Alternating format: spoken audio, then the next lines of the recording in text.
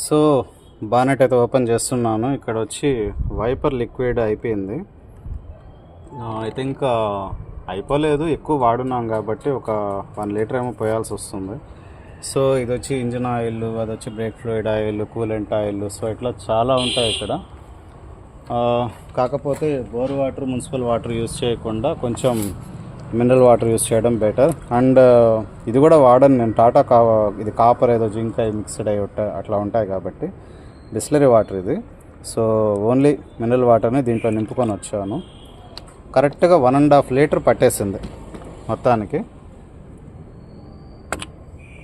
So ఇట్లా, and ఇక్కడ కూడా ఒక మెష్ లాగా ఉంటుంది. సో మెష్ చూసుకొని మనం వేసుకోవడం బెటర్. Yeah fine. సో ఎప్పుడు కూడా కొంచెం మినరల్ వాటర్ యూస్ చేయండి. అండ్ షాంపూ టైప్ ప్యాకెట్స్ వస్తాయి, వైపర్ షాంపూ అంటారు వాటిని, దాన్ని వేయడం మంచిది.